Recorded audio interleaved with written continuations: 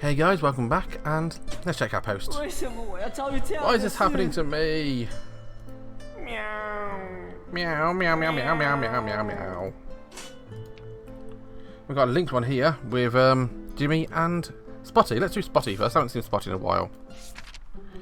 For a homeless cat, fresh water is one of the biggest challenges we have to face. The puddles on the road are out of question. They're too dirty. The water in the fish tanks of a seafood store isn't bad. If he only catches me, he'd chase me off. Aside from my house, there's another good option. Water inside is doing what all humans call a toilet. Water there has a slow and steady flow, which always produces the best quality. Every homeless cat has their own favourite drinking spot. So did I. But there's a big building not too far away from the street. Most humans going in and out of building wear uniforms. Some would even salute one another. Speaking of which, why do humans poke themselves in the eye with their fingers to show their respect? At the side of a building, on the first floor, there was a small window that always open. I then sneaked into a building through it. There was a toilet behind that window. If I crawled into the door opposite the toilet, I could even see more toilets. These two-legged monkeys spent so much effort just so I could take a dump. What a waste. Tonight I jumped through a window on the first floor as usual. It was very quiet in my bathroom, but I could see the moon through a window which filled the room with silver moonlight. I stood in the rim of a toilet and drank. I tumbled into the toilet. When the toilet lid dropped with a bang, I jumped upwards. Another bang, my head hit the lid. It didn't open. Oh. Huh? I've become too old to stand still now. Someone help me! It's pitch black in the toilet. I pushed my paw through a gap in the lid, hoping desperately that someone would come and get me. All I could hear was myself, with some flies buzzing in the bathroom. Had humans all gone home after work? Four of the house cats are despised. If one of them had fallen into a toilet in his own house, human would have got him out by now for sure. Then he would take a nice bath and be wrapped in a warm blanket. Maybe his humans would even play some music. I began humming to myself without realising it before shutting myself up when I heard how off-key I was.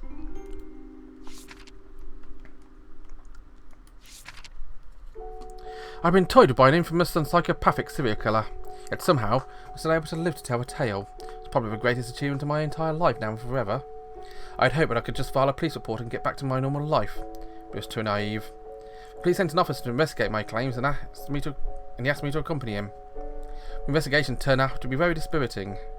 The heavy rain and landslides overnight had washed away all the evidence from where Pi and I had first met. The warehouse being used to imprison me belonged to a key factory that had gone bankrupt. No useful clues remained in the warehouse except for my own fingerprints. The gate to Apple Manor was locked. According to the official records, the owner had gone abroad a few years ago. We're not allowed to enter without a warrant. When I was in the bathroom of a police station, I overheard something which depressed me even more. About that young unemployed man. He said he was unwilling to tell his family about the case. Don't you think that's a little suspicious? Exactly. What you told me was so outlandish. Pi is a serial killer who could easily take out a professional boxer. Why would he let an otaku escape? There's more. He said he heard the voice of Pi and it sounded like what is exactly? Oh, a vampire. Oh, what a hoot. Maybe he's a junkie, who knows? Some young people these days just still want to get a real job. We live with a rich family and just mess around with drugs. You should look into him instead, I think. What about his case then? Just tell him we'll keep investigating. You know, usual nonsense. In any case, don't bother it too much. We're not in charge of Pi's cases anyway. We don't want to waste any more time on this. I sat in the toilet totally stunned. I thought as long as I told everything to the police, I would surely be able to do something to capture him. I thought I'd at least be able to protect me. But now, I have nothing to contemplate. I have nothing but contempt for these useless police. Nothing but contempt. And even more contempt. Fine, if you people don't believe me, I'll prove it myself. I hacked into the surveillance system of Apple Manor. There was indeed not a living soul of a manor. Everything had been not meticulously cleaned up by Pi. When I was about to exit the system and clean up any trace of my invasion, I accidentally noticed a video file named after me in the storage system. Downloading. Playing. I thought it'd be a weird video about me. It was just a short video that lasted only a few seconds. I will find you again. Let her scream and drop my favourite Spotty mug. It smashed into pieces. What was worse, the video reminded me of a time that Pi kidnapped me from home when I was asleep. I was basically pathetic lamb waiting to be slaughtered if I just stayed at home like this. Shall I call the police? Don't be silly, I would never take me seriously until I become a dead body. Should I leave Hong Kong? Would it be like the time I left Beijing all over again? Perhaps I should admit to myself I was a complete and utter loser. In my senior year, I had a huge crush on a lovely girl. I'd stalked her, taken photos in secret, and written anonymous letters. I never had the courage to simply tell her how I felt. When photos I took were exposed online, causing her lots of trouble. I remember the day those photos had been posted. 2 boys from lower grade were harassing her. I gathered up all my courage to stop them, thinking that I would teach them a lesson. As it turned out, I was one who was then dragged into a bike parking area and bitten up. That's probably the bravest thing I'd ever done in my entire life. I'd always been weak and useless, and was unable to help her win a tennis match. I couldn't appreciate an art exhibition. I didn't protect her when she was taken away by bad people. I didn't take her to a hospital when she was ill and passed out. I couldn't even teach some punk kids from lower grade a lesson. How would it even be possible for someone hurt like me? Eventually I gave up on telling her how I felt. Instead I ran back to Hong Kong after graduation. Also declined the jobs that father kept finding for me. It wasn't that I didn't like these jobs, I was just bored with it. If I screwed up, my father would know about it and I would get scolded by him. But I never really went out looking for jobs myself. Eventually I became a petticoat otaku. Still good at playing video games, but the only reason that was in the game, I would never have to deal with any real responsibilities. I've been running away my entire life. Where I could even run to this time. Did I really want to hide in the digital world again? I sent a pie-assured message, completely focused. 5 hours from noon until sunset. I finally made up my mind. I took a deep breath, dropped the throw pillow onto the floor. A few minutes later, I'd recorded a video myself too, with my own message. Come at me, bastard! The next 3 days, I got everything I could find about Pi on the internet, from rumours in random forums to internal archives of the Hong Kong Police Department Criminal Division. Like a detective on TV shows, I'd written down all the tips and post-it notes. I then pinned them up on a board connected with clues with threads. The common characteristics shared amongst Pi's chosen targets. 1. Sadistic. Male. Some kind of abnormal perversion. Pi's own traits. Only used knives. Preferred to strike at places the victims frequented, such as their own homes and workplaces, to be quickly discovered and serve as some sort of warning. Preferred to strike during unusual hours. If there wasn't a suitable time window, or window had been too short, he would strike at another location and transport a body. Depending on the sins of his fetishes of the victim, Pi would always perform some ritual, either before or after the attack. The maximum suffering on the victim was typically done before. Afterwards, he would always fully clean up. Finally, he would always leave his own trademark, a smiley face. Pi must have been a patient, meticulous and intelligent person. Now I'd have holed myself at home, he must have been getting ready to come and get me. I had to be even more prepared and ready for whenever he eventually did. I decided to never set one foot outside my door again, relied solely on home deliveries. Whenever food was delivered, I would tell the delivery guy to leave the food at the door. I would only open the door when I could make sure no one was outside, and I would leave my bags of trash out when I brought my food. I heard some ladies yelling at me for leaving garbage out in the hallway. I had no other choice. Went downstairs to put down my garbage. Pi would be sure to find an opportunity. Then throw the garbage away, and Pi didn't shop for 6 months. I would probably be crushed by my own trash. It was a matter of life or death. Didn't want to be remembered as the first person in Hong Kong ever to be killed by his own garbage. Of course, I'd also installed a full homemade alarm system. When I went to bed without a knife, pepper spray in my hand. I spent this moment of my life for 2 months. It was a Tuesday. As usual, I had a call from my home delivery. I was watching anime on my computer as I waited for dinner. Bell to my apartment rang. The delivery guy showed up on the monitor. Come on up, just leave a bag at the door. My adrenaline level had risen to the highest it's ever been. The last 2 months I'd only ever ordered delivery from Pizza Hut. The closest one to my place had a total of 28 employees, 7 of whom would be out doing deliveries. Lefty, Nima, Uncle Kwan, Terry, Sonny, plus 2 cooks, who occasionally did the legwork, Sister Wang and Brother Feng. I remember everything about them. I could even tell the distance between the mole and Sister Wang's face from a corner of her mouth. The delivery guy downstairs had a mole in the corner of his eye, incredibly pale skin. It was obviously not one of the 7 people. Meanwhile, Pizza Hut hadn't hired new employees for the whole 2 years as business had not been going too well. Moreover, the manager, old Lou, always hated good-looking young men. We never hired some guy like this. I logged into the surveillance system and ran some programs. My PDA screen immediately started showing a video from a hidden camera. On the screen, I got up to my computer and walked into a bathroom. The screen then switched to a view inside the bathroom, started to undress, stepped under the bathtub, and closed the shower curtain.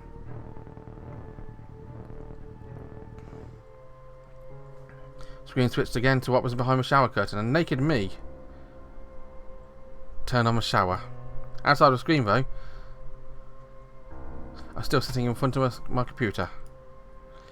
Based on the games player Pi done me, I was confident that Pi must be a competent hacker himself. Chances were that he was holding a PDA right now and looking at the exact same video when I was coming up the stairs. I grabbed a knife and pepper spray. I walked into the bathroom. I turned on the shower. I closed the shower curtain. I turned to a laundry basket sitting in the corner. I bought it especially for today. It was an extra large one, large enough to hide an entire person. Suddenly I felt out of a gun, something important. I opened the lid. Shit, not now. I was carelessly throwing my dirty clothes into a basket every time I changed out of them, telling myself I would do laundry next time. I forgotten after 2 months of actually doing the laundry, the basket was full. Crap, if I poured out my dirty clothes and dumped them on the floor, Pi would be sure to notice something was suspicious. Well, Wacky always used to mock me about this. Now I was paying for it. Time kept ticking ahead. Right at this moment, Pi was already standing at my door, getting out his key to unlock the door. What should I do? Was there anything else in the bathroom I could hide inside? The toilet? How could I hide inside that? All of a sudden, the bathroom door was slowly pushed open. It was Pi standing in the doorway, carrying a pizza box, looking right at me. He tipped the pizza hat that was on his head, smiled like a true gentleman. Long time no see. I panicked and even forgot I had a knife in my hand and just nervously raised a pepper spray like an idiot. Pi was faster. He pulled out a can of God knows what and immediately sprayed it all over my face. How could this have happened? I had planned so carefully, waited so long, and it has still ended up like this. It was my fate to die by his hands. My consciousness finally returned to this world. Pi was standing right in front of me. This time there was no costume, no mask, no voice modulator. You must have thought I would kill you in your home and finish it all, right? Well, to be honest, the games we played together were really enjoyable, so it'd be a shame just to kill you off like that. In return, I've made some special arrangements just for you this time. In a more spectacular arcade. Just behind him was a very large room, where I could see all kinds of horrifying tools and devices everywhere. This time a game would be played on Nightmare level. Oh, this is going to be an interesting one.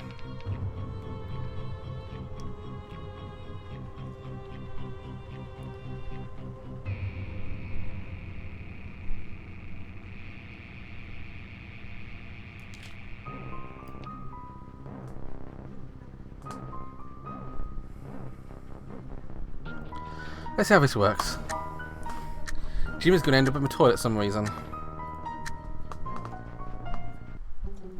I was drinking when I heard a loud engine booming outside a window. It was the kind of sound that can only be produced by one of those human-made machines. Even when the bathroom began shaking. Yep. The door of the room was closed too, and no one inside. I knocked on the door, hoping to hear something from the side of the door.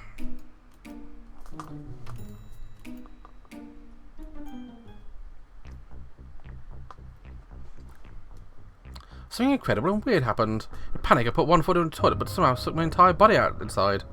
Huge noise immediately followed, and I could see nothing but darkness. From a scientific point of view, it was absolutely ridiculous and impossible. There was no reasonable explanation. My body had just been shrunk. My back was against a cool, slippery arch-shaped ceramic wall. It's also sticking to a wall because of some smelly and muddy stuff. Ugh. From where my brain could get a chance to process all of this, I was suddenly blinded by a sudden burst of light. Sight I'd seen had me gasping in shock. Ew, this is disgusting. No muffled voice came from above. I saw a pale face with blue eyes appear in an oval-shaped gap. Fortunately for me, Pi didn't see me. Unfortunately, though, he was reaching for a button of a water tank. Wait, no! A huge booming sound came from somewhere above me. Several torrential streams have burst in from a toilet rim. Three dogs struggling inside a welling whirlpool. I was finally swallowed by a tsunami. Okay.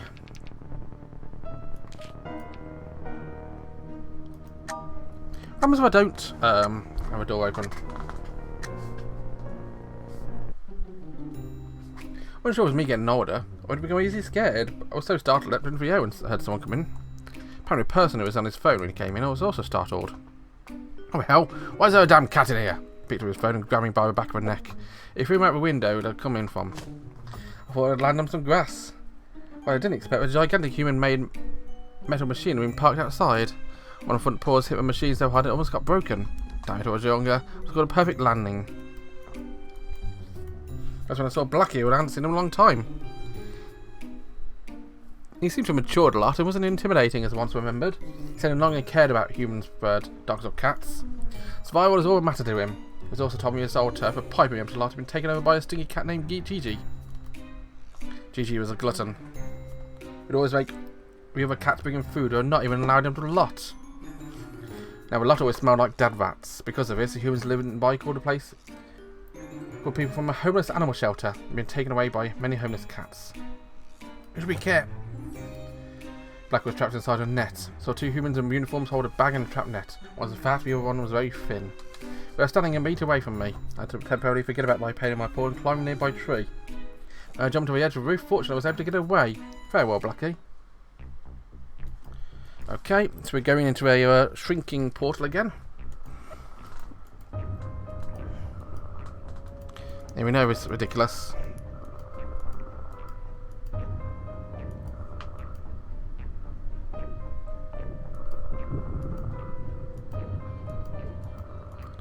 Ugh.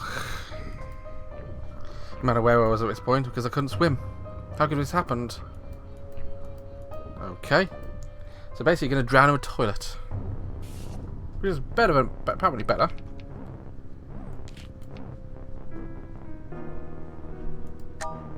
Let's try it without jumping, and you jump instead.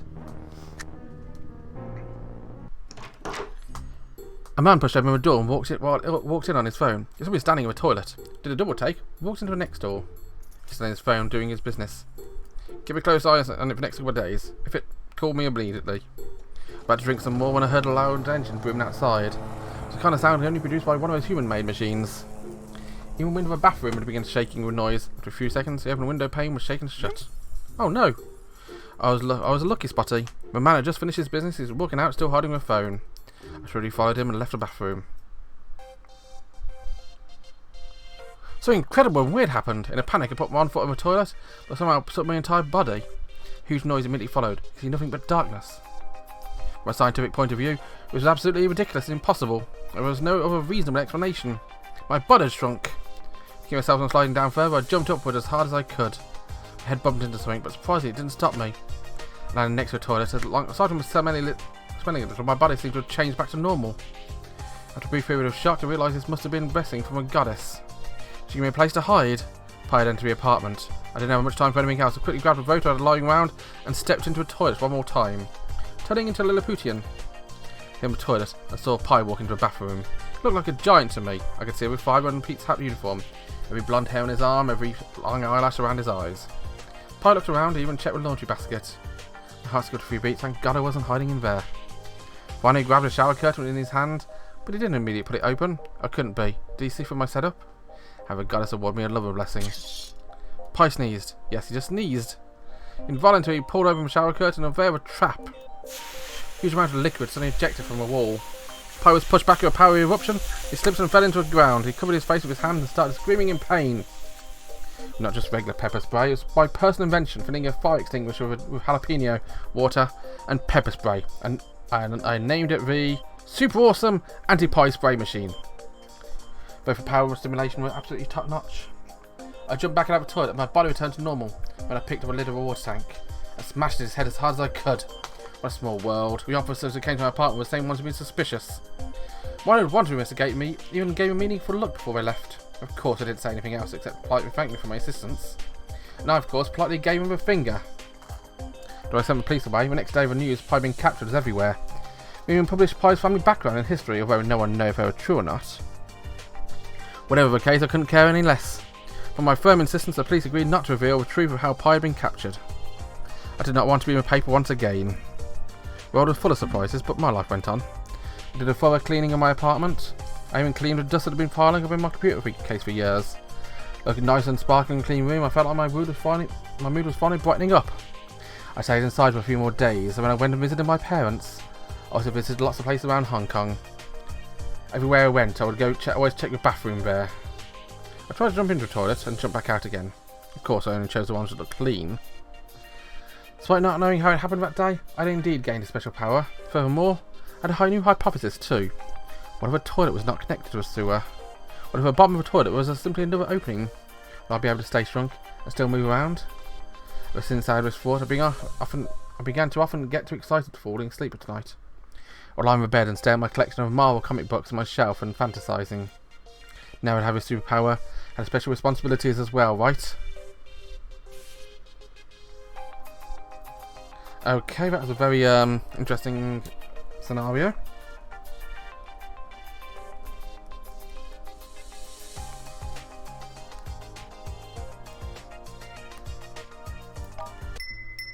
But yeah, thanks very much for watching, guys. Have a wonderful day, and bye-bye.